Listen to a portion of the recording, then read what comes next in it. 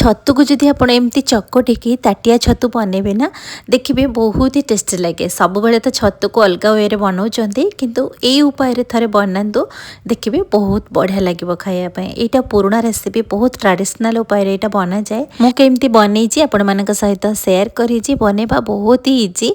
आपण मानक आज रेसिपी जदि पसंद आसो बिंदुरोसई चैनल को सब्सक्राइब करने फेसबुक पेज रे जदि देखुवे ना फॉलो करेंगे। चलतु आज रेसिपी स्टार्ट करवा।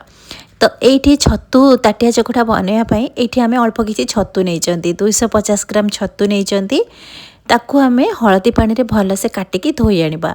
आपण चेष्टा करेंगे यही पाଳ छतु नापी जोटा कि मार्केट रे इजी मिल जाऊँगी। पैकेट वाला छतु नेबेनी यही छतु बनइले ना तार टेस्टा भल आसे। ता सहित मुझे अल्प किसी फुलकोबी आलू आउ बीन्स को एमती छोट छोट पीसेस रे काटिची। ता सहित आपण जदि पारिबे ना आउ किछि परिबा मध्य सेतरे ऐड कर परिबे जेमिति कि कखारु फूल कखारु जह्नी मध्य ऐड कर परिबे। एबे हमें छतु को भल से धोईकी चुपुड़ी दबा।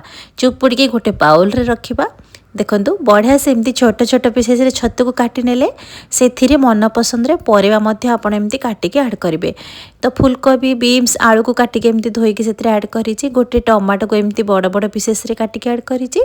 गोटे पियाज को काटिके ऐड करिछि। धनिया पत्र अल्प किछि पुदीना पत्र इथिरे आमे गोटे चमच पंचफुटण दबा। अल्प किछि हळदी गुंड लंका गुंड गोटे चमच धनिया पाउडर गोटे चमच जीरा पाउडर ता सहित आमे लूण स्वाद अनुसार ये ऐड करवा। ये मु दुईटी आंबुल नहीं टिके खट्टा खट्टा लगे भल लगे रेसिपीटा। ता सहित ये गोटे चमच आमे मसला ऐड करिसंती। से मसला पेस्ट होची धनिया जीरा पान मधुरी अल्प किछि रसुण कंचा लंकार पेस्ट 2 चमच कंचा सोरिष तेल से ऐड करेंगे। तापर 2 चमच फ्रेश दही अल्प किछि काटिकी रखिथिबा नड़िया एतिकी जिनस को ऐड कर सारा पर भल से हाथ साहाय्य चकटिबे। यही रेसिपीटा ना एमती ही डायरेक्ट एमती बाउल रे ऐड करवा।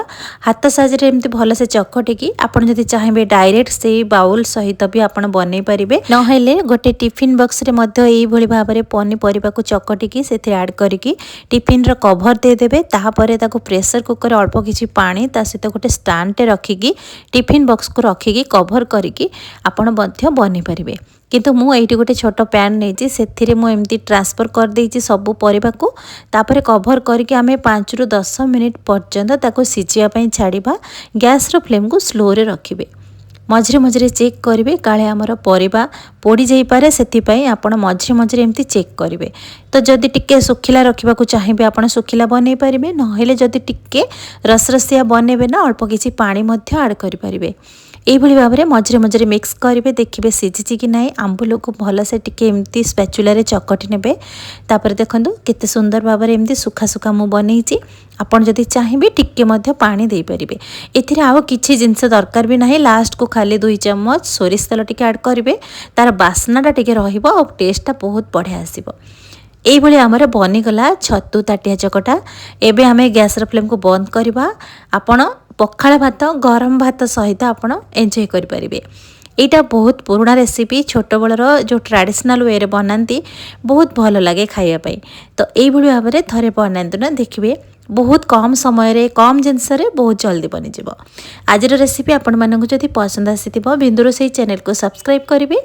फेसबुक पेज रे देखुथिबे फॉलो करिवे। पुणी देखा हबो नुआ रेसिपी सहित। से पर्यंत रहुची नमस्कार।